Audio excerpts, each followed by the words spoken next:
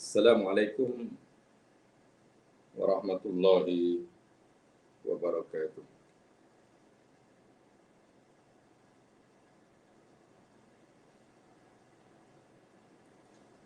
Innal hamdalillah nahmaduhu nasta'inuhu wa natubu ilaihi wa nastaghfiruh. Wa na'udzu billahi min syururi anfusina wa min sayyiati a'malina. May yahdihillahu fala mudilla lahu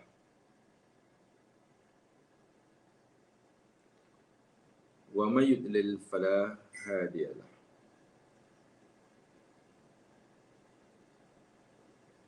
Asyhadu an la ilaha illallah wahdahu la syarika lah wa asyhadu anna Muhammadan abduhu wa rasuluh.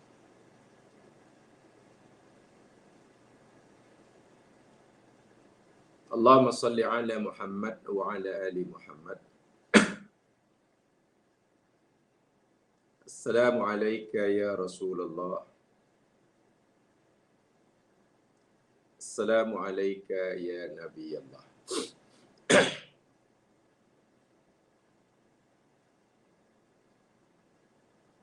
Allahumma arinal haqqa haqqa warzuqna ittiba'ah wa arinal batila batilan warzuqna ijtinabah. Ya Allah, ya Tuhan kami, tunjukkan kepada kami bahwa yang benar itu benar,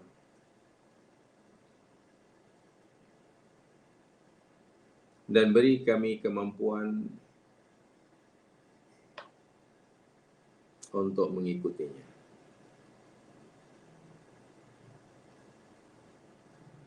Ya Allah, tunjukkan kepada kami bahwa yang batil itu batil,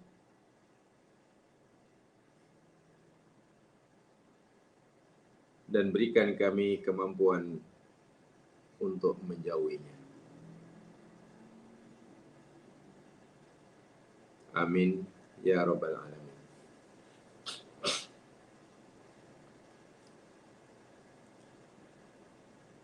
Muslimin muslimat, para pendengar yang dirahmati Allah sekalian, didoakan mudah-mudahan sentiasa di bawah perlindungan Allah Subhanahu wa ta'ala. Amin. InsyaAllah kita akan teruskan siri kajian kita Tafakkur Ulil Albab,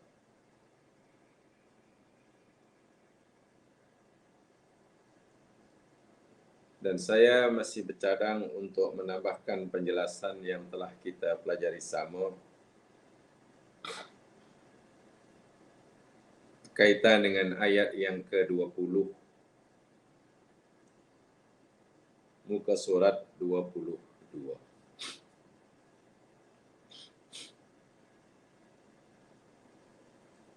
yakni ketika Allah Subhanahu wa ta'ala memberikan kepada kita perumpamaan yang luar biasa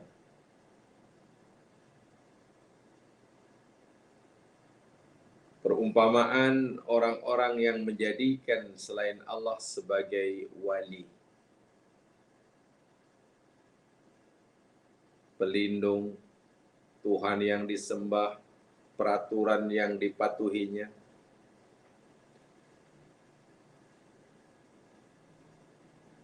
Dan apa sajalah yang boleh diterima, makna yang boleh diterima oleh kalimat wali, aulia. Allah umpamakan seperti Baitul Ankabut.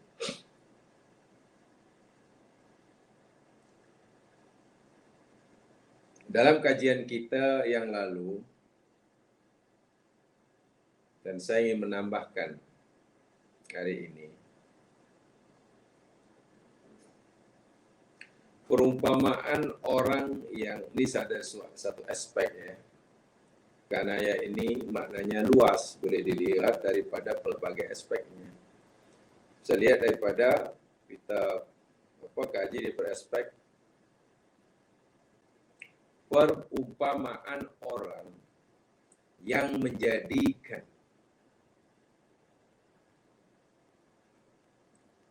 cara hidupnya, pandangan hidupnya, jalan hidupnya tidak berpandukan apa yang Allah telah tetapkan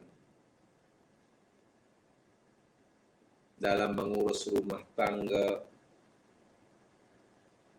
mengurus masyarakatnya, mengurus ekonominya, mengurus pendidikan anak-anaknya, mengurus negaranya, atau apa sajalah.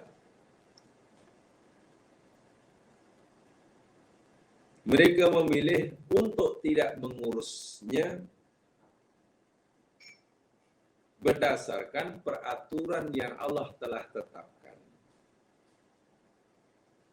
Rumah tangga yang seperti itu, masyarakat yang seperti itu, negara yang seperti itu,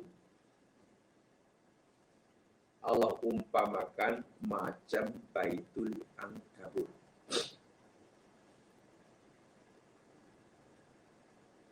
Jadi ada persamaan. Nah, untuk memahami bagaimana rapuhnya masyarakat yang dibina, tidak berdasarkan peraturan yang Allah tetapkan, sebagaimana rapuhnya rumah Ankabut, sarang laba-laba. Nah, inilah yang kita perlu fahami benar. Pada kajian siri yang lepas, kita telah pelajari sama bahwa lemahnya sarang laba-laba, auhanal buyut, yang Quran kata la baitul ankabut, selemah-lemah tempat tinggal adalah sarang laba-laba, bukan daripada bahan yang digunakan untuk buat sarang tersebut. Karena ternyata bahan yang digunakan oleh laba-laba membuat sarangnya itu sangat kuat. Itu sangat kuat. Kajian saintifik telah membuktikannya. 5 kali ganda lebih kuat daripada baja, daripada logam al-fulad al-ma'dani. Katakanlah saiznya sama besar. Saiz benang sutra yang keluar daripada perut laba-laba itu, katalah saiznya sama. Ya, satu. Seperti kabel ini umpamanya, sebesar ini umpamanya. Kabel dan benang laba-laba di sebelah ini.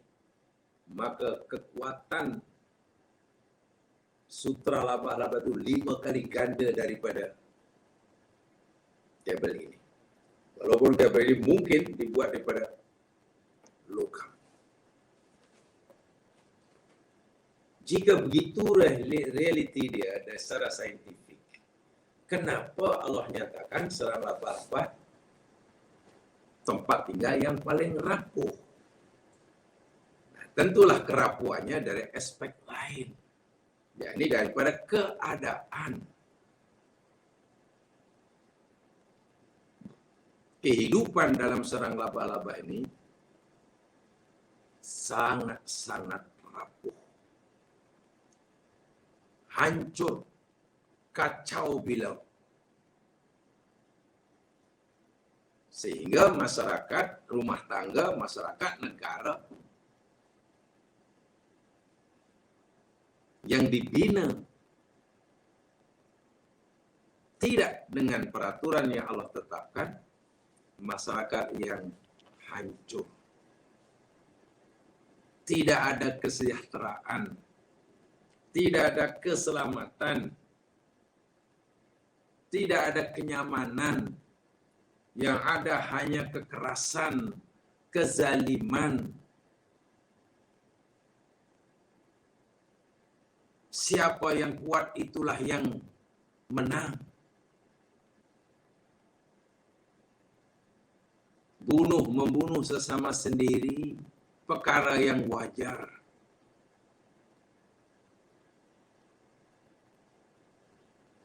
Menjahanamkan dan memakan saudara sendiri.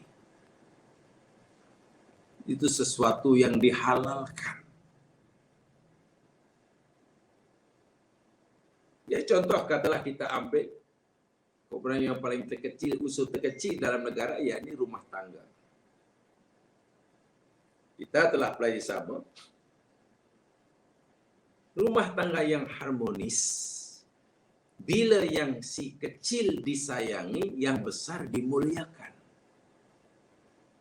Yang besar, yang tua menyayangi yang kecil dan yang muda. Yang kecil dan yang muda menghormati yang lebih tua dan besar. Apakah ini ada dalam kehidupan keluarga laba-laba? Tidak ada. Yang ada yang tua makan yang kecil. Yang kecil kalau sempat hidup pasti balas dendam. Ini yang tua pun nanti aku akan makan. Bini pun makan suami. Ada ketenangan. Dan hubungan di dalam rumah tangga laba-laba ini benar-benar hanya dibina atas kepentingan sesaat. Kepentingan sesaat. Duniawi semata-mata. Rasa-rasa ia perlukan dia, ya didekatilah. Bila sudah tidak diperlukan lagi, dibuanglah kalau perlu dibunuh. Kan itu yang dilakukan oleh laba-laba betina terhadap si jantan. Hidupnya nafsi-nafsi. Mampu kita membayangkan bagaimana huru haranya dan bagaimana tidak tentramnya keluarga, masyarakat yang dihuni oleh penghuninya yang mengamalkan gaya hidup nafsi-nafsi. Tidak ada kebersamaan. Yang ada nafsi-nafsi. Dan itu ada dalam suasana kekeluargaan di sarang laba-laba. Waliyadzubillah, tumadzubillah. Apatah lagi dalam sarang lebah yang paling berkuasa, paling dominan, bahkan memegang tampuk kekuasaan mutlak, adalah laba-laba yang betina. Di dalam agama Islam, dalam banyak hal, dalam rumah tangga contohnya paling kecil, ar-rijal qawwamun 'alan nisa. Suami itulah yang jadi qawwam atas nisa. Ini terbalik. Ya, bahasa mudanya katalah, bayangkan dalam masyarakat setiap keluarga dipimpin, dikuasai oleh istrinya. Semua keluarga situ queen control, di sana juga ada queen control. Coba apa yang berlaku dalam semua hal. Sedangkan dah menjadi fitrah kejadian manusia dicipta oleh Allah.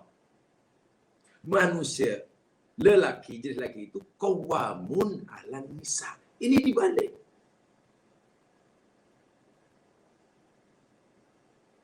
Itu perlu uraian sendiri. Kenapa lelaki oleh Allah ditakdirkan menjadi qawwam terhadap wanita, di depan, memimpin, ibarat bangunan tiangnya, sehingga roboh atau tertegaknya bangunan keluarga itu tetap kepada lelakinya.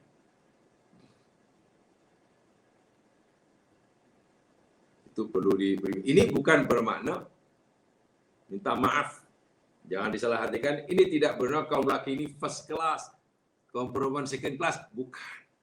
Itu naratif yang terlalu negatif. Bukan begitu. Masing-masing punya peranan sesuai dengan kudrah dan fitrah penciptaannya. Ya. Bahkan walaupun si laki sebagai qawamun atas nisa, Quran menyatakan di sana antara kedua-duanya saling memerlukan. Zauj, si lelaki perlukan perempuan, si perempuan pun perlukan lelaki. Ada sesuatu kelebihan yang ada pada diri perempuan yang tidak dimiliki oleh lelaki, sedangkan sesuatu amat diperlukan olehnya. Demikian juga sebaliknya. Ada sesuatu kelebihan yang ada pada diri lelaki yang amat sangat diperlukan oleh perempuan, yang perempuan tidak memilikinya, tapi ia amat sangat memerlukannya. Nah, di sana ada saling memerlukan itu. Sehingga ada istilah kesetaraan, musawah. Walaupun pengemudi nakhoda Allah telah tetapkan diberikan kepada lelaki. Jangan laba-laba, tidak. Subhanallah. Ya mas sekalian, dalam masyarakat yang bahagia,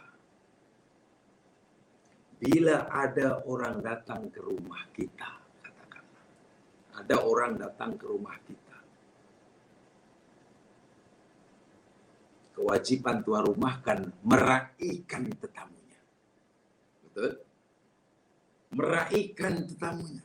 Ada orang susah datang minta tolong, dalam agama kita, tolonglah dia. Ringankan bebanannya.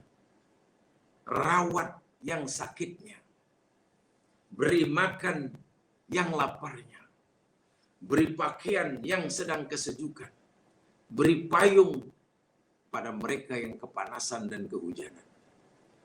Itu dalam agama kita. Harmoni. Yang kuat melindungi yang lemah. Tuan rumah meraihkan tetamu yang datang, disebut. Bagi makan, bagi. Itu peraturan Islam. Tapi apa peraturan laba-laba? Apa tetamu yang berkunjung ke rumahnya akan diberi hidangan makanan yang lezat? Dijadikan makanan adalah lalat tersesat datang ke rumah laba-laba. Bukan dibagi makanan, walaupun lalat itu sedang cari makanan. Terus diperangkapnya. Dan akan dijadikan makanan oleh tuan rumah. Sehingga tidak ada siapapun yang datang mendekati sarang laba-laba yang merasa aman. Sarang laba-laba di kawasan yang paling kritikal dan paling bahaya. Awak dekat saja, pasti menemui ajal. Coba kalau masyarakat itu begini. Awak dekat saja, habis. Awak dekat saja.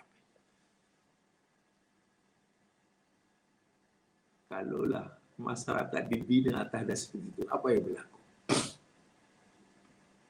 Yang ada hanya bunuh-membunuh. Melihat yang lain itu sebagai santapan, mangsa, menunggu giliran untuk dibinasakan. Itulah namanya auhanal buyut. Tatanan masyarakat, tatanan rumah tangga, tatanan negara yang hancur. Bila ia tidak dibina atas dasar peraturan Allah. Tapi diasas dibina atas peraturan selain Allah.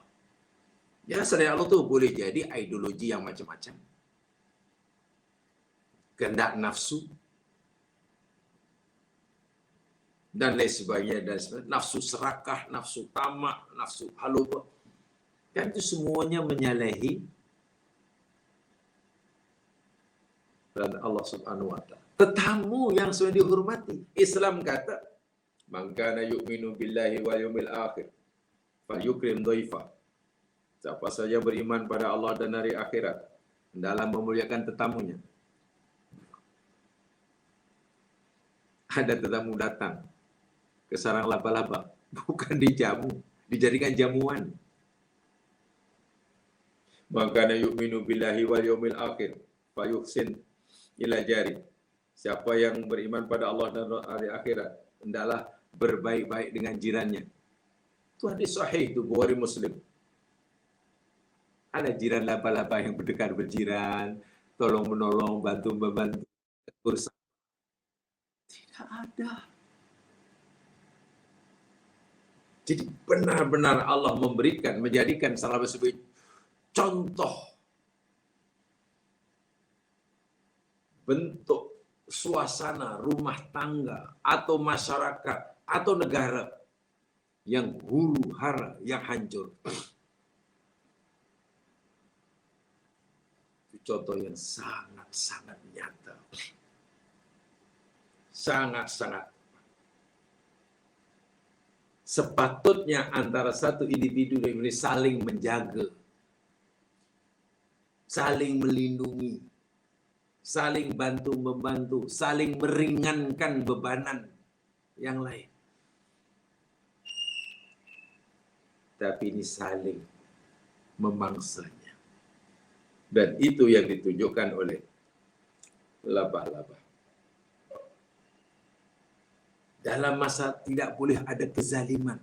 Apa? Dalam rumah tangga laba-laba penuh dengan kezaliman.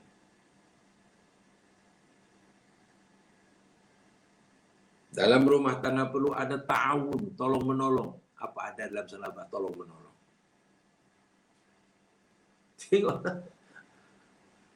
Si laba-laba tadi yang buat rumah tu seorang-seorang, buat seekor. Dan niat buat itu bukan untuk tempat tinggal yang nyaman, untuk bagi perlindungan pada orang yang tak ada tempat perlindungan. Itu perangkap dibina dengan waliyadzubillah, tumanalzubillah. Susah ya. Sebab itulah bila Allah, saya ulangi sekali, bila Allah berikan contoh laba-laba ini, memang tidak kekeringan lah. Kita tidak akan kehabisan mengutip pengajaran daripadanya. Jika jamaah rajin, kita ada masa rajin untuk mengkaji, meneliti, bacalah hasil kajian sarjana Islam kini, berdasarkan ayat ini, kita akan mulai nampak jangan-jangan institusi kekeluargaan hari ini, masyarakat hari ini, negeri dan negara hari ini, ramai daripada penghuninya, penduduknya, warga negaranya mengamalkan fahaman madhab Angkabutiyah. Ini ada madhab baru, namanya madhab Angkabutiyah. madhab laba-laba. Bahaya luar biasa. Apalagi saya tahu jamaah tentu sudah lebih paham tentang kisah Al-Armilatus Sauda, kata orang Arab. Tengok bagaimana ganasnya kisah Al-Armilatus Sauda. Al-Armilatus Black Widow lah. Jamaah kata Black Widow. Saya kata Al-Armilatus Sauda. Tengok, ganas. Dan itu yang reality. Itu bukan fiksi. Memang begitulah keadaan. Labah betina yang badannya lebih besar, lebih perkasa berbanding laba-laba jantan yang diinginkan, yang dimaukan olehnya untuk memenuhi nafsunya. Tapi bila telah terpenuhi, si jantan akan dijadikan mangsa kezaliman, kekejamannya. Wal'iyadzubillah. Dalam bahasa Melayunya itu tadilah. Dahulu pernah saya katakan, minta maaf bahasanya, bahasa orang awam. Ada uang, abang sayang. Tak ada abang. Abang buat tendang. Coba, kalaulah keluarga itu dibina atas dasar mencuri, apa yang ada dalam fikirannya seperti itu, coba. Semata-mata hanya kepentingan material, kepentingan pribadi, kepuasan sendiri. Tidak ada usaha untuk menciptakan kebahagiaan bersama. Betul, ia ingin mencari kepuasan, kesenangan, tapi hanya untuk diri sendiri. Tidak ada keinginan untuk mewujudkan bahagia bersama, tenang bersama, damai bersama. Tak ada. Nilai itu tidak ada di dalam masyarakat. Jamaah sekalian, saya hanya meminta, mengingatkan diri saya sendiri, dan kalau boleh memohon pada jamaah sekalian, tolong kaji lebih lanjut lagi ayat ini. Carilah sumber-sumber bacaan yang boleh diyakini. Hasil kajian daripada sarjana Islam sendiri hari ini. Bacalah tafsir-tafsir kini yang mungkin ditafsirkan oleh saintis-saintis Muslim tentang ayat ini. Insya Allah kita akan mendapatkan pengajaran yang jauh lebih banyak dan lebih mengagumkan. Sehingga ketika Allah memberitahu kita tentang perumpamaan mathal. Mathal itu jamaah sekalian bukan perumpamaan biasa ya. Dalam Al-Quran Allah gunakan kalimat mathalun. Mathal itu maknanya perumpamaan sesuatu yang sangat agung, sangat besar. Bukan perumpamaan yang remeh-temeh. Kalau perumpamaan yang biasa-biasa sahaja, dalam bahasa Arab disebut mithalun. Mithal itu perumpamaan biasalah. Seperti kita sudah umpamalah, perumpamaan macam inilah. Itu mithal aja dah, mithalan. Tapi dalam Al-Quran, mathalun. Bukan mithalun. Karena mathal dan mithal, walaupun terjemahannya lebih kurang sama, tapi penggunaannya berbeza. Mithalun digunakan, kalimat ini digunakan untuk menunjukkan perumpamaan yang biasa-biasa saja. Sementara mathalun itu kalimat yang digunakan untuk menunjukkan perumpamaan yang sebenar-benarnya dan sesuatu yang besar. Orang diberi ilmu, katakanlah. Allah beri dia ilmu. Allah bagi dia pengetahuan, pandai membaca kitab-kitab, hebat. Itu kan orang hebat. Dia alim. Ilmunya banyak. Kutu buku. Karena pantang nampak buku, pantang nampak kitab, melainkan pasti akan dikajinya. Hebatlah. Tapi Allah kata, jika ilmunya yang banyak itu, kemahirannya menguasai pelbagai sumber dan kitab itu, tidak dipraktikkan dalam amalan sehari-hari, tidak mengubah gaya hidupnya, sehingga berbeza dengan orang yang tak punya ilmu, yang tak paham kitab, otak penuh dengan ilmu. Kalau otaknya kepala yang dibelah, mungkin di situ ada library lah. Karena kitab banyak. Tapi bila tingkah lakunya, amal sehari-hariannya, gaya hidupnya tidak berbeza dengan orang yang tak ada ilmu, yang tidak menguasai banyak sumber dan kitab. Allah umpamakan macam apa coba?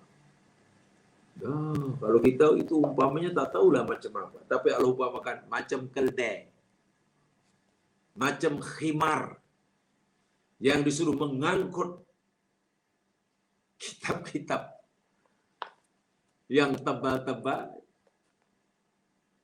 atau disuruh mengangkutlah barang-barang mahal, intan, belian, emas, lu'lu', marjan, zabarjat, zamrud.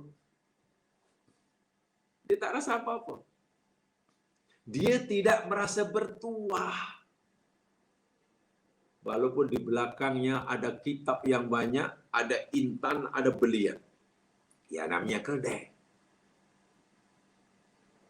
Macam Allah umpamakan ini, sebenarnya macam orang alim, banyak ilmu, kutu buku istilahnya. Tapi tidak tanduknya perbuatannya, cara berekonominya, cara bermasyarakatnya. Sama dengan orang lain yang tidak punya ilmu. Quran kata, perubahannya macam keldai. Apakah itu perubahan yang biasa? Tidak, ini perubahan yang sangat serius, yang besar. Itulah makna masal. Ya. Makna masal. Baik. Jamaah yang dirahmati Allah sekalian, seperti yang saya katakan tadi, saya ingatkan diri saya sendiri, dan kalau boleh saya memohon pada jemaah sekalian, tolong ayat ini dibuat kajian lebih lanjut. Peruntukkan masa untuk mencari sumber-sumber maklumat yang tidaklah susah sangat untuk kita dapati hari ini, yang boleh dipercayai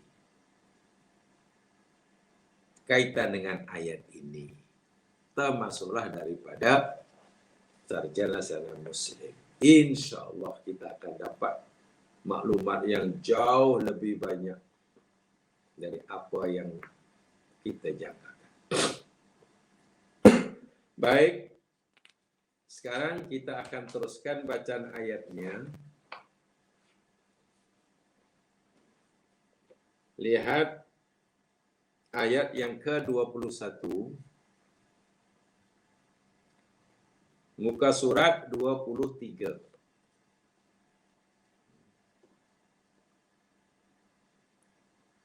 Ayat 21, muka surat 23. Yang ada bukunya. Yang tidak ada bukunya, lihat surah Ar-Rum. Lihat surah Ar-Rum.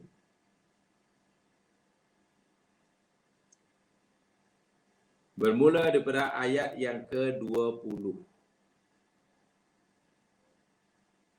Surah Ar-Rum mula ayat yang ke-20. Sebetulnya jemaah sekalian,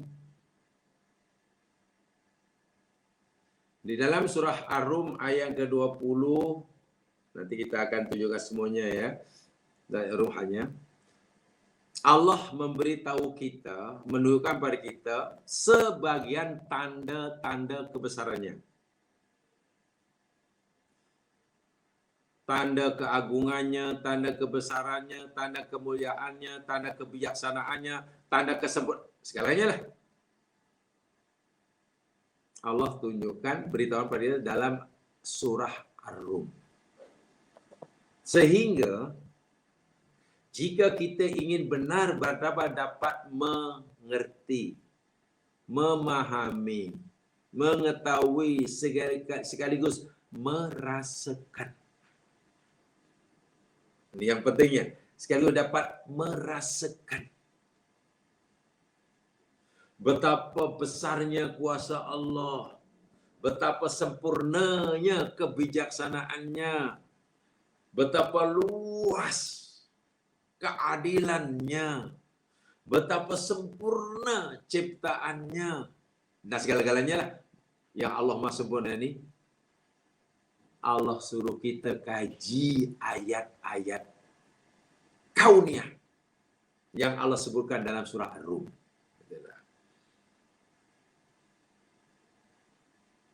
Bermakna untuk bila kita mau mengkaji ayat-ayat kauniyah khasnya yang Allah akan sebutkan dalam surah Ar-Rum ini,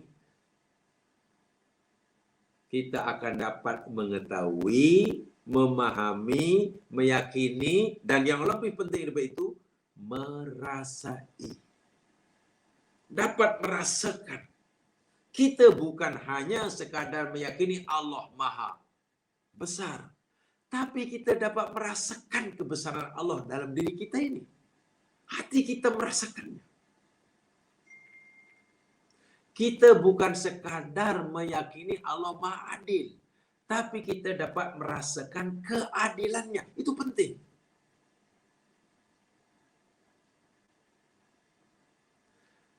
Kita bukan sekadar meyakini Allah Maha Lembut, tapi kita dapat merasakan.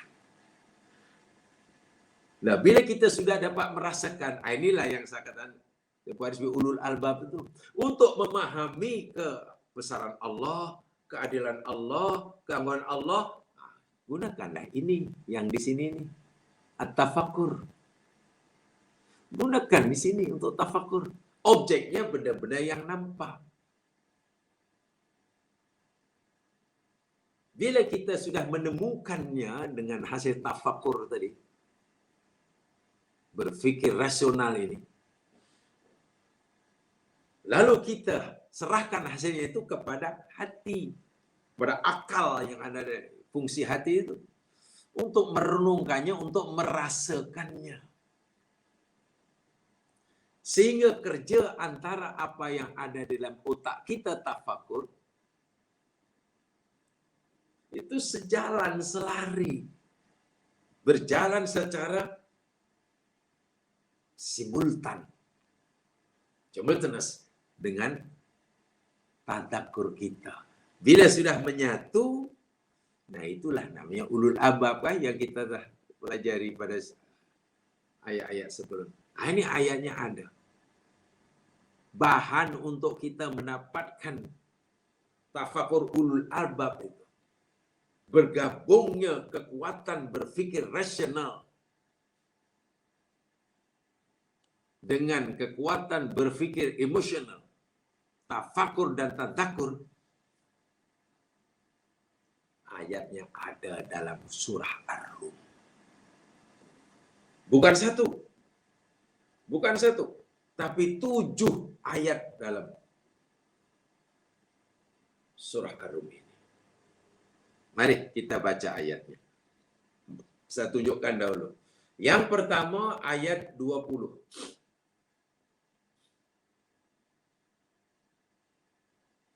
A'udzu billahi minasyaitonir rajim. Wa min ayatihi an khalaqakum min turabin thumma idza basharun tantashirun.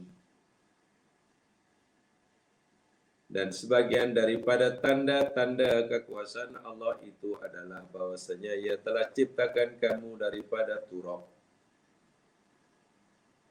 Kemudian tiba-tiba kamu menjadi basharun, manusia, tantashirun, yang bertebaran. Satu, Allah suruh kita fikirkan asal-usul kejadian kita, dan juga bagaimana manusia yang asalnya hanya seorang, sekarang berjumlah sekian bilion dan tersebar ke seluruh pelosok dunia. Mana itu? Bahkan boleh menyeberangi samudera. Pakai apa itu? Satu. Yang kedua, ayat yang ke-21. Wa min ayatihi an khalaqa lakum min anfusikum azwaja litaskunu ilaiha wa ja'ala bainakum mawaddatan wa rahmah. Inna fi dzalika laayatin liqaumin yatafakkarun. Dan sebagian daripada tanda-tanda kebesaran Allah yang kamu mesti renung dan fikirkan ialah bahwasanya Dia Allah telah menciptakan bagi kamu dari jenis kamu pasangan-pasangan hidup. Ini menarik nih.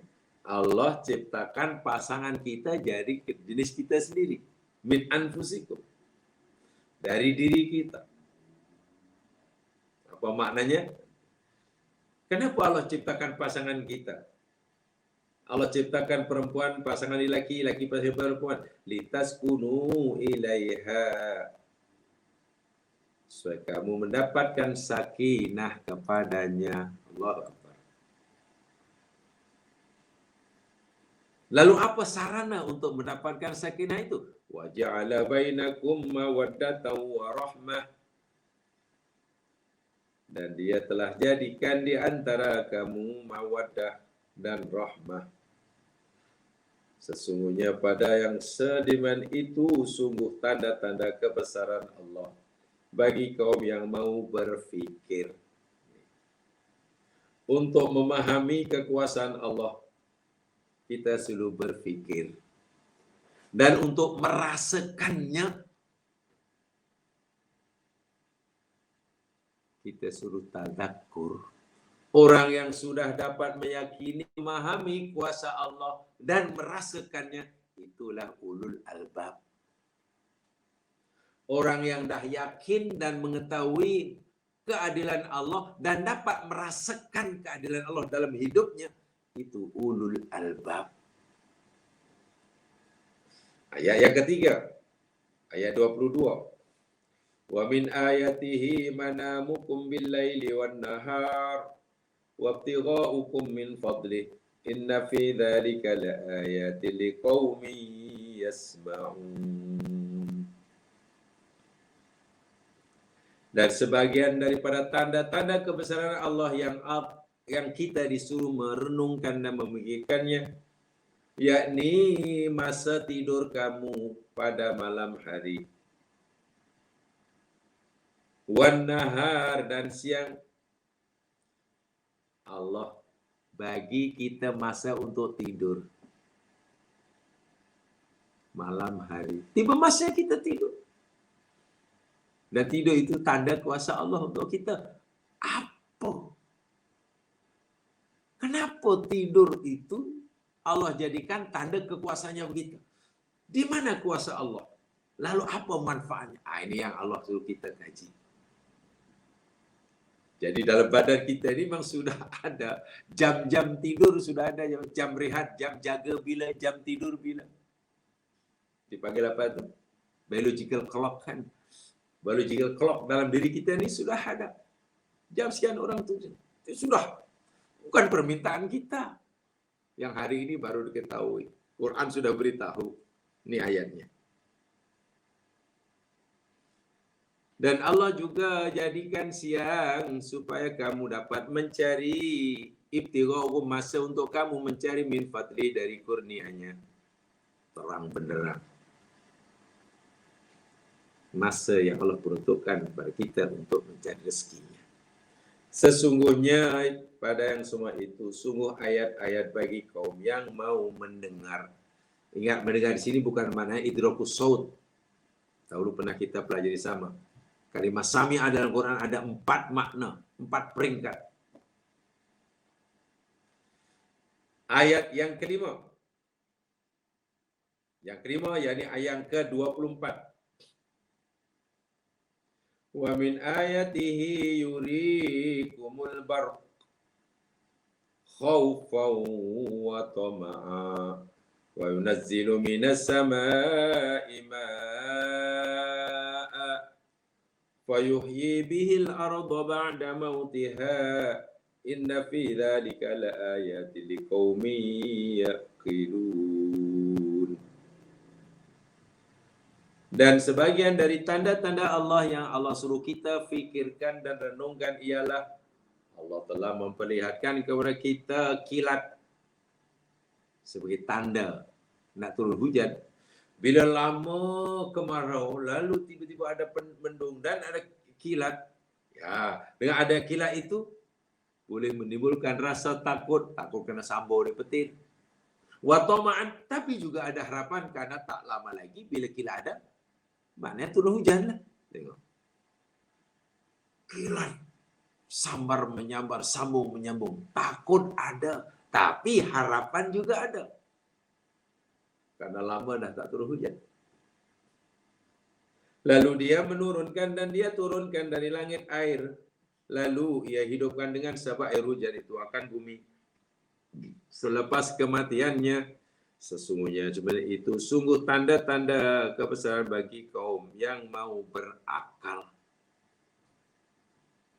Turunnya hujan, tumbuhnya tumbuh-tumbuhan di bawah bumi, tanda-tanda kebesaran Allah. Ayat kauniyah yang Allah suruh kita fikirkan.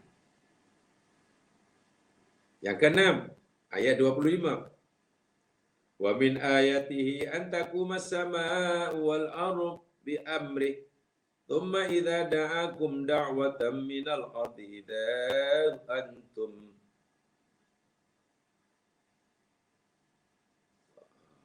apa ni? Saya tulis ni apa ya? Rum 25 jaga. Hilang pula.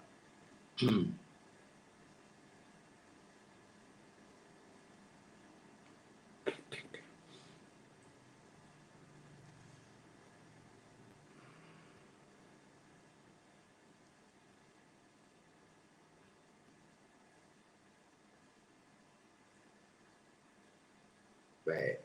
Ayat kelima, ayat ke-6 ya.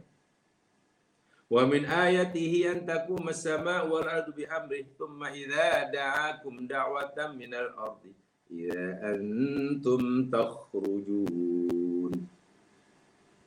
Dan sebagian daripada tanda-tanda kebesaran Allah, yakni langit dan bumi berdiri tegak teguh harmonis dengan sebab perintahnya.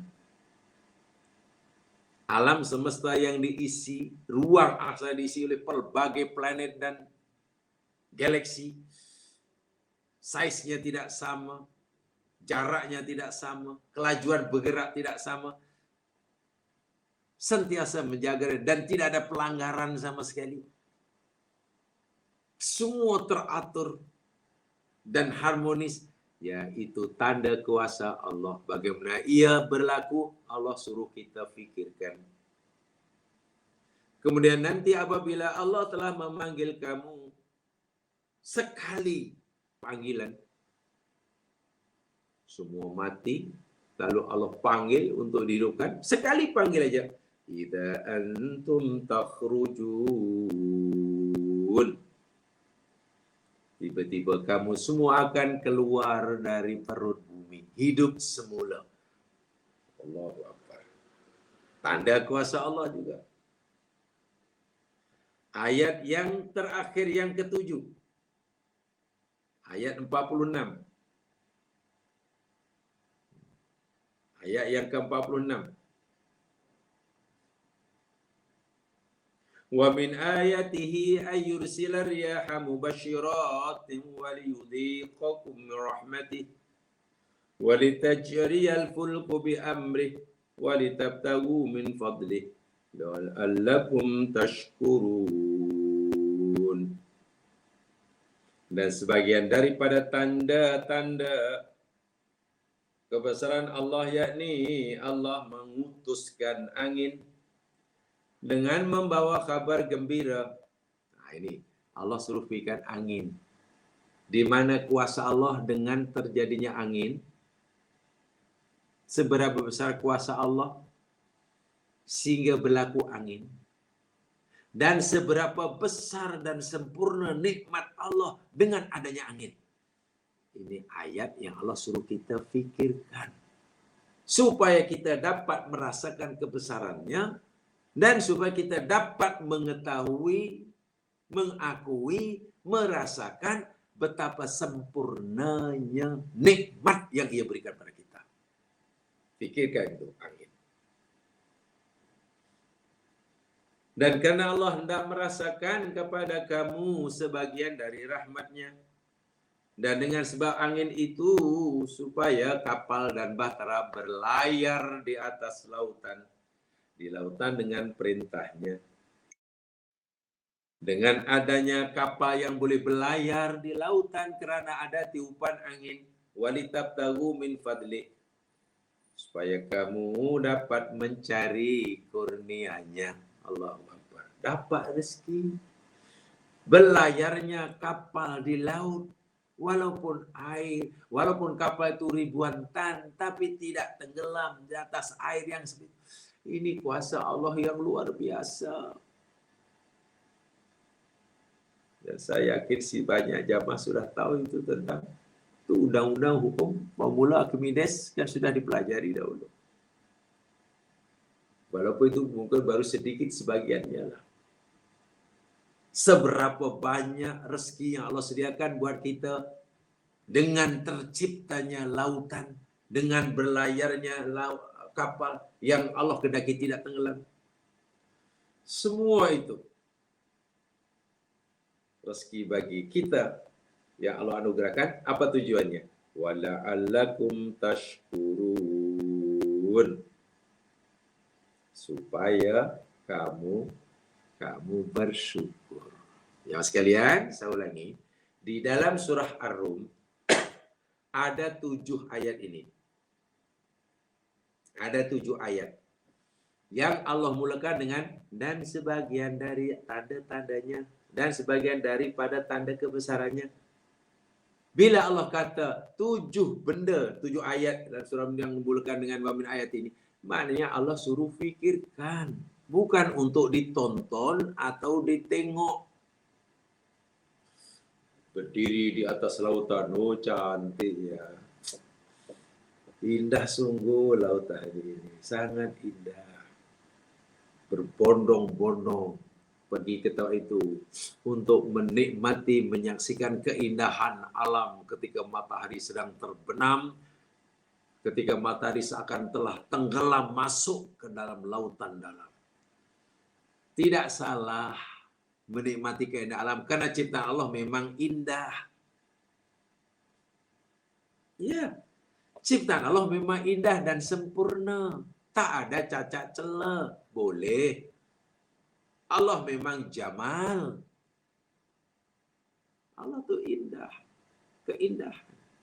Tapi adakah memadai bagi kita hanya memanfaatkan alam semesta ini untuk kita nikmati keindahannya semata-mata? Tidak.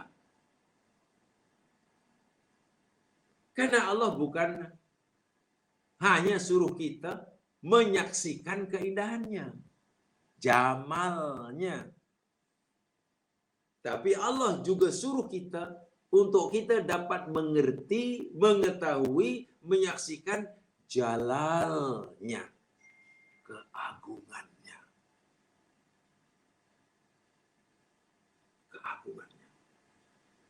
Bahkan Allah juga menyuruh kita untuk menyaksikan, mengetahui kamalnya, kesempurnaannya. Jamal, jalal, kamal. Dan untuk mendapatkan mengerti ketiga-tiga tadi, tentulah tak cukup dengan deria mata menyaksikan.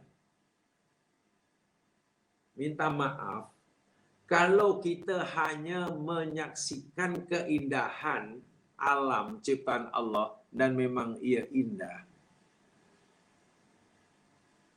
hanya dengan deria mata saja umpamanya, Mas Kiran, melihat keindahan, Masya Allah, ufuk barat,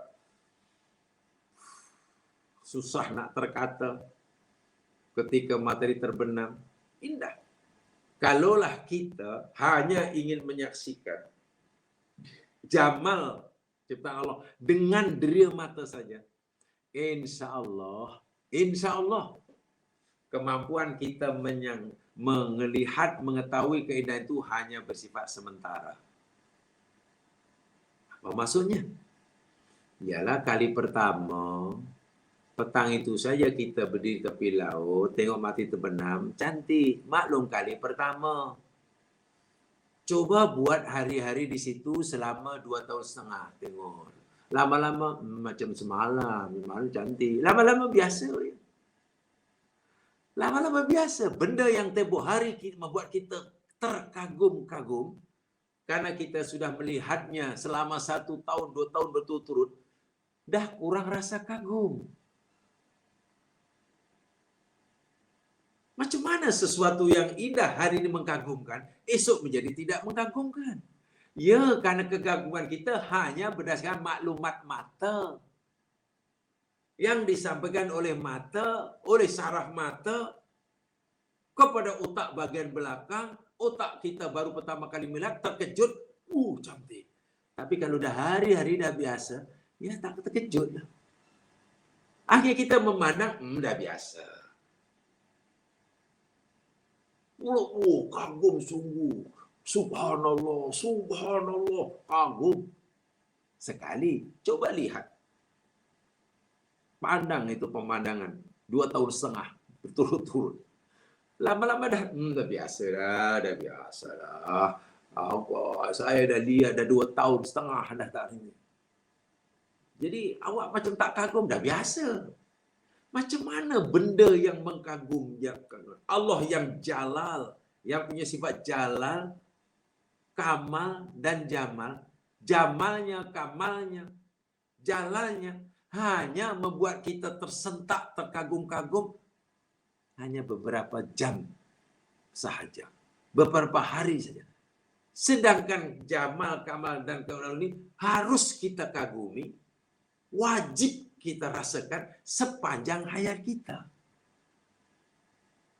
Lalu bagaimana caranya supaya kita dapat mengkagumi, melihat ayat Allah ini sepanjang masa? Ya, jangan hanya menggunakan mata. Jangan hanya menggunakan telinga.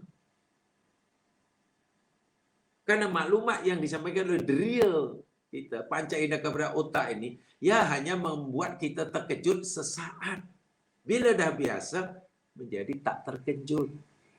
Makanan yang paling lezat, pertama kali kita makan, kita gigit dengan gigi, kita kunyah, lidah terus merasa, saraf deria rasa di lidah menyampaikan maklumat pada otak, otak terkejut, sedap sungguh, kata otak. Maklum itu kali pertama otak dapat maklumat. Sekarang Anda makanan yang Anda kata lezat itu sehari 3 kali selama sebulan. Adakah otak sensorik, otak bagian yang sensorik yang merasa, yang ditugaskan untuk merasa lezat makanan itu terkejut lagi? Tak terkejut. Makan jadi biasa. Saya dah makan dah 1 hari tadi sebulan dah. Ini saya ingat esok dah tak selesai. Pasal apa? Ya karena yang membuat kita terkejut hanya berpandangan maklumat mata, maklumat deria. Macam mana supaya kekaguman kita ini berterusan? Dan kita tidak mudah imun macam itu tadi. Allah suruh gunakan pikiran.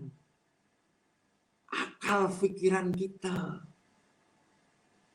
Bila akal pikiran kita ini sudah dapat memahami, lalu kita serahkan kepada hati untuk dapat merasakannya. Sehingga yang merasakan itu nanti hati, bukan hanya fikir. Namanya tadzakur.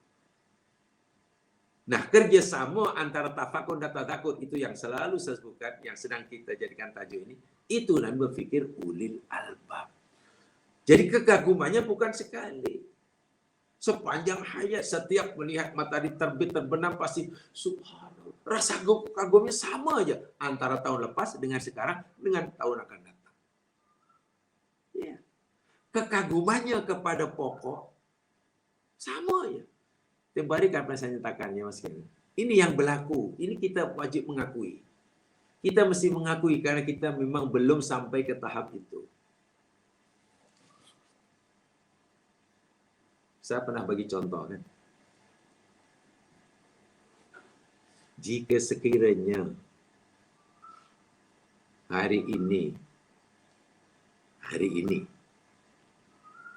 ada pokok pisang berbuah rambutan, semua orang terkejut kan?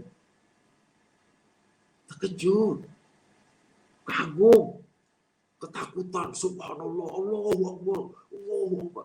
Semua yang datang, Pak Haji, maju, Allahu Akbar, Allahu Akbar, subhanallah, Allah. Maklum, macam mana pokok pisang boleh berbuah rambutan? Allahu Akbar. Kekaguman kita sebenarnya hanya berikan maklumat mata. Jadi otak terkejut karena tak pernah nampak. Dalam otak bagian belakang tak pernah tergambar ada pokok pisang berbuah rambutan. Itu kali pertama. Terkejut luar biasa. Wow. Berapa lama? Walau mungkin sehari, mungkin seminggu, mungkin sebulan. Sekarang pertanyaannya. Jika sekiranya mulai hari ini, setiap pokok pisang Allah kehendaki berbuah rambutan. Mulai hari ini. Besok, tahun depan, 10 tahun, 10 tahun lagi ada. Adakah agak-agak selepas 10 tahun lagi melihat pokok pisang berbuah rambutan, orang masih terkejut seperti tempoh hari? Sudah tidak. Ya, karena kekagumannya hanya di itu tadi. Hanya berikan maklumat mata. Allah tidak suruh kita seperti itu dalam Quran. Tafakkur dan tadzakur.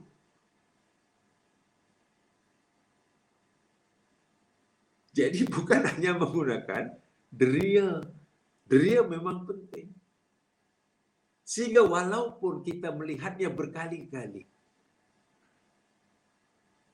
rasa kagum itu ada. Karena rasa kagum itu sudah melekat dalam hati. Hati sudah dipenuhi rasa kekaguman, rasa keagungan. Kebesaran Allah sudah memenuhi hati seseorang. Macam mana boleh hilang? Jangan-jangan bila pokok pisang berbuah rambutan ini sudah berjalan selama 10 tahun. Dah sama dengan yang ada sekarang. Pokok pisang berbuah pisang. Kenapa kita tidak kagum? Tengok pisang berbuah pisang, rambutan berbuah rambutan, ayam bertelur, kucing beranak, kambing bergigi 4. Kenapa tidak, Kak? Ya karena biasa kan. Macam mana sesuatu yang ajaib, yang pelik, kebesaran Allah, tapi bagi kita macam biasa. Inilah cabaran kita. Sebab itu Allah tafakurlah. Tafakur. Dan tafakur itu memang tidak mudah. Ya. Tafakur dengan tadakur mesti seiring, sejalan. Kan? Berjalan secara simultan. Baik. 7 ayat cabaran kita. Tapi karena dalam nota ini, ya mas sekalian, hanya berapa ayat ya? 1, 2, 3. Hanya ada 3 ayat. Ada 3 ayat. Sebenarnya ada 7 ya. Jadi nanti selebihnya itu jamaah kaji lah. 7 ciptaan Tuhan. 7 ayat kauniyah. Yang Allah menunjukkan kehebatannya, kekuasaannya. di mana kehebatan, kekuasaannya punya itu hendaklah kita rasakan dalam hati, sehingga rasa kagum kita, kebesaran Allah sentiasa ada dalam kehidupan kita setiap saat hingga kita mati. Bukan hanya sehari dua. Dah biasa berlaku, tak apa. Hujan tu kan biasa begitu sekarang. Alah, hujan. Alhamdulillah. Dah lama dah hujan. Dah lama tak hujan. Alhamdulillah hujan. Kata, hujan lagi. Bila lah nak kemarau? Bila nak berhenti hujan? Hari-hari hujan tengok. Macam mana? Turun hujan. Dah hujan rupanya. Alhamdulillah. Bila hari-hari hujan, kenapa hari-hari hujan? Bila nak berhenti? Sedangkan Allah suruh lihat hujan, komentar kita tidak sepatutnya seperti itu. Sikap kita tidak seharusnya seperti itu. Sikap dan komen kita sepatutnya sebagaimana yang Allah suruh. Rabbana ma khalaqta hadza batila subhanak faqina adzabannar. Rabbana ma khalaqta hadza batila subhanak faqina adzabannar. Kan itu sepatutnya komentar yang Allah suruh kita kata bila kita mau berkomentar lah. Tapi kenapa kita belum mampu mengampun? Nah, inilah tugasan kita yang tidak mudah, tapi bukan mustahil. Satu amalan yang sangat besar artinya dalam kehidupan beragama. Baik, teman sekalian, mari kita pelajari ayat yang pertama, yakni ayat yang ke-20 surah Ar-Rum ini. Ya, serakat yang tidak mampu kan, saya kata tadi, ini hanya pembuka sajalah untuk membuka. Kunci sajalah, selebihnya jamaah teruskan sendiri. Wa min ayatihi an khalaqakum min turabin thumma idza antum basharun tantashirun. Dan sebagian daripada tanda-tanda kebesaran Allah bahwasanya Dia telah menciptakan kamu daripada turab. Kemudian tiba-tiba kamu menjadi basyarun, manusia, tantashirun, dan tersebaran di muka bumi. Jamaah yang dirahmati Allah sekalian, ayat ini bicara tentang kemukjizatan Al-Quran. Betul. Kerana Al-Quran telah memberitahu kepada kita bukan tentang asal-usul penciptaan manusia. Bahkan dalam Al-Quran menceritakan pada kita, beritahu tentang tahapan-tahapan penciptaan manusia. Pertanyaannya, jika sekiranya Al-Quran tidak memberitahu kepada kita manusia ini dicipta daripada apa, agak-agak kita tahu atau tidak asal usul kita. Ilmu yang Allah berikan pada manusia tidak mampu mengetahui dari apa manusia dicipta, kalau bukan kerana Allah yang beritahu. Dan sekarang dibuktikan kebenarannya, atau telah diketahui kebenarannya. Saat yang dibuktikan kebenaran. Karena kebenaran Al-Quran tidak perlu dibuktikan. Minta maaf, ayatnya kurang tepat. Kebenaran Al-Quran ini tidak perlu dibuktikan. Ada orang yang mempercayai Quran tetap benar. Tak ada orang percaya Quran tetap benar. Yang lebih tepat, manusia sekarang telah nampak bukti kebenarannya. Sebab selama ini bukti kebenarannya manusia tak nampak. Coba. Dan bukan hanya cerita tentang asal-usul penciptaan, bahan-bahan yang Allah gunakan. Tapi Allah juga beritahu kepada kita tahapan-tahapan penciptaan. Ini termasuk mukjizat. Mungkinkah ilmu yang setinggi ini, rahasia kauniyah yang sedahsyat ini diberitahukan oleh seorang yang bernama Muhammad bin Abdullah, penduduk Makkah yang kebanyakannya buta huruf 14 abad lebih yang lalu? Tidak mungkin. Pasti baginda diberitahu oleh Yang Maha Tahu. Bagaimana mungkin seorang Muhammad bin Abdullah, orang Quraisy, hidup di masyarakat jahiliyah, kebanyakan buta huruf, tak baca tak tulis, tiba-tiba bercerita tentang rahsia asal usul penciptaan manusia dan tahapan-tahapan penciptaan. Tak mungkin. Pasti baginda mendapat maklumat ini pada yang mencipta manusia. Ini nama ijaz. Sebagai permulaan saya hanya ingin menyampaikan begini ya sekalian. Berkaitan dengan penciptaan manusia, sebab ayat ini cerita tentang khalaqakum. Ayat Allah tentang penciptaan kita. Di dalam Al-Quran ini, kalau boleh kita ringkaskan, ayat-ayat Al-Quran tentang penciptaan manusia, kalau boleh kita ringkaskan itu boleh dikumpulkan menjadi dua kumpulan, dua kelompok. Dua kelompok, dua kategori. Bagi majmu' yang pertama, yakni ayat-ayat cerita tentang bahan-bahan yang digunakan oleh Allah untuk menciptakan manusia. Ini ayat pertama. Situ seperti mana Allah cipta manusia daripada ardun, cipta manusia daripada turabun, daripada tin, sulalah min tin, tinun lazib, solsolin kal fakhor, min nutfah, sulalah min ma'im mahin. Nah, ini saya namanya ayat-ayat yang cerita tentang bahan-bahan yang digunakan oleh Allah untuk cipta manusia.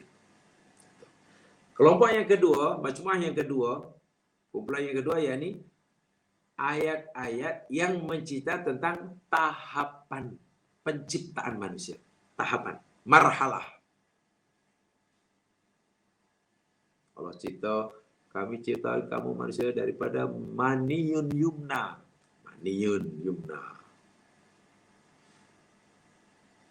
Sperma lelaki. Apa berikutnya? Nutfah. Nutfah bukan lagi sperm lagi yang sekian. Nutfah ini sudah gabungan cantuman antara spermatozoa lelaki, ayah, dengan oosit ibu kita, ovum perempuan, namanya nutfah. Itu tahapan kedua. Tahapan ketiga, selepas nutfah jadi apa? Jadi alaqah. Nutfah itu menempel di dinding rahim.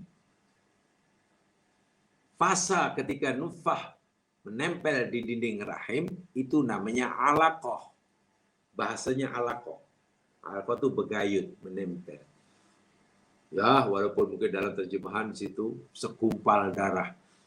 Tapi maaf, dulu masa belajar ada buku yang dikarang oleh Dr. Muhammad Mudwal.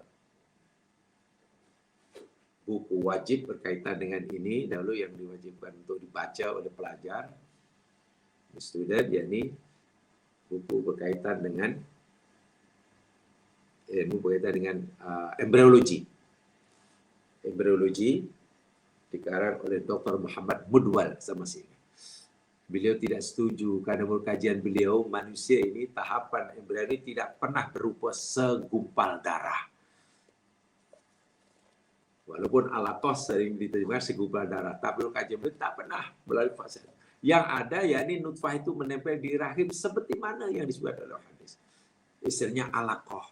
Apalah itu mungkin hanya istilah. Itu tahapan berikutnya. Sebab alaqah 40 hari berikutnya jadi apa? Oh, jadi mudghah. Mudghah diterjemahkan seketul daging. Dr. Muhammad Mudwal kata, ih besar sangat seketul daging. Wah, ini beberapa M aja. Dan bukan bukan seketul. Mudghah bukan lebih kepada seketul, tapi mudghah lebih kepada bentuknya. Daripada madghah. Madghah itu menggigit. Mengunyah, gigit. Jadi macam daging yang kena kesan gigit. Sehingga bentuknya macam kacang tanah. Macam kacang tanah. Macam akal lapan tapi tak lapan sangatlah. Macam kacang tanah. Jadi membentuknya macam tu. Macam di... Itu namanya mudghah. Fasa berikutnya Allah ciptakan tulang. Ada ayat mencipta tulang. Fasa berikutnya diciptakan daging untuk membalut tulang. Yang berupa serat-serat, urat-urat. Lalu Allah biarkan di situ dalam masa yang telah ditetapkan, lalu lahir menjadi tiflun. Nah, fasa-fasa ini ada kumpulan ayat kedua. Ini citra dengan sangat jelas oleh Al-Quran. Allah cerita tentang dalam banyak ayat bahan-bahan yang aku gunakan. Bagian kedua, cara tahapan aku menciptakan. Berjadilah. Ini ilmu yang luar biasa itu. Dan bagi kita hari ini, mungkin bagi dokter pakar, ini bukan lagi ilmu baru karena sekarang sudah diketahui. Masalahnya, Al-Quran 1400 lebih tahun yang lalu sudah cerita sebenar-benarnya. Hanya kebenaran maklumat Al-Quran belum diketahui saat itu. Baru diketahui oleh manusia hari ini. Saya tak kata Quran baru dibuktikan kebenaran hari ini. Bukan. Quran telah terbukti kebenaran semenjak zaman turunnya. Jangan salah kata ya. Quran baru dapat dibuktikan kebenarannya. Akhirnya Quran terbukti kebenarannya hari ini. Itu saya tidak setuju. Ayat macam itu saya tidak setuju. Alhamdulillah, akhirnya Quran dapat dibuktikan kebenarannya hari ini. Terbukti. Apakah selama ini tak terbukti? Yang tepat, selama ini Quran terbukti, kebenarannya telah terbukti. Kan hakiki. Hanya manusia yang masih jahil mengetahui kebenarannya. Begitu. Seperti manusia kata, Alhamdulillah, Allah telah buka tabir yang menutupi mata kita daripada mengetahui kebenaran Al-Quran. Kan begitu sebetulnya. Bukan malah kalau Al-Quran tengok Al-Quran terbukti. Telah dibuktikan. Salah. Itu ayat itu sebenarnya kurang tepat. Nah, jadi ini secara umum. Ada ayat-ayat yang cerita tentang bahan-bahannya. Ada ayat cerita tentang tahapan penciptaan. Oke. Ibarat orang nak masak, saya selalu beri contoh gitu. Orang nak buat demo masak kan di TV. Kan pertama dia kan, tuan-tuan dan puan-puan, hari ini kita akan masak masakan ala masyarakat pedalaman, masakan pedalaman Hong Kong. Nama masakan itu gini-gini ini. Pertama, bahan-bahannya kan yuk banyak. Ini sekian ini. Terus bahan peringkat kedua. Sekarang cara memasaknya. Gini, jangan gini. Nah, seakan-akan Al-Quran memberitahu kita seperti itulah tentang penciptaan kita ini. Ini yang Allah suruh renungkan. Walaupun Allah telah beritahu kita asal-usul bahan yang Allah guna untuk mencipta kita, dan Allah juga telah memberitahu kita tahapan penciptaan, manusia tetap saja tidak mampu. Tetap saja tidak mampu mengetahui macam mana nutfah boleh jadi alaqah. Macam mana prosesnya? Mungkin hanya dapat melihat dari jauh. Oh, macam itu. Tapi coba, adakah manusia diberi ilmu untuk mengubah nutfah jadi alaqah? Adakah dokter yang paling pakar pun punya kemampuan mengubah alaqah menjadi mudghah? Adakah pakar tulang sekalipun mampu membuat tulang? Dia hanya dapat memahami, tapi tetap saja kuasa di tangan Allah. Artinya kita, posisi kita benar-benar dihadapkan kepada satu kejadian di mana Allah menunjukkan kekuasaannya. Dan Allah suruh saksikan, tengok kuasa aku itu. Kita pun hanya, Masya Allah, la quwata illa billah. Rabbana ma khalaqta hadza batil. Sehingga kekaguman kita itu akan berterusan. Bukan hanya ketika pertama kali kita melihat. Apalagi ia berlaku berulang-ulang dan tak pernah silam. Bagaimana dahulu nutfah, minta maaf. Bagaimana dahulu nutfah yang Allah jadikan bahan untuk mencipta Nabi Nuh. Prosesnya macam mana? Dari pada nutfah menjadi alaqah, alaqah jadi mudghah. Ada tulang, itu lahir menjadi manusia namanya Nuh, Nabi Nuh. Proses itu oleh Allah diulang-ulang setiap saatnya hingga hari ini. Sehingga jika hari ini adalah ada orang mengandung, prosesnya sama. Spermatozoa lelaki, cantumkan oosit perempuan, jadi nutfah, sama betul. Kita hanya dapat menyaksi keajaiban berlaku di hadapan kita, tapi kita sedikit pun tak ada kemampuan untuk melakukannya. Kalaulah itu kita sedari, bukannya kita akan terus-menerus hanya subhanallah, subhanallah. Jangan pikir dokter pakar itu mampu melakukannya. Dia hanya mampu memahaminya. Mampu menyaksikan keajaiban berlaku di hadapannya. Tapi tidak punya kemampuan untuk mengubahnya. Minta maaf sekali, minta maaf ya. Dokter pakar sekalipun. Carilah pokok dunia. Agak mampu tak menciptakan walaupun satu sel sperm lelaki. Bahkan dia pakar sperma. Dia pakar spermatozoa. Faham betul spermatozoa ini terdiri dari apa kandungannya. Ini. Tapi coba suruh buat. Tak mampu. Apa yang dia hidup nih? Spermatozoa ini hidup. Dia hidup. Dia tak ada kemauan. Tak ada pilihan. Dan macam mana boleh pilih?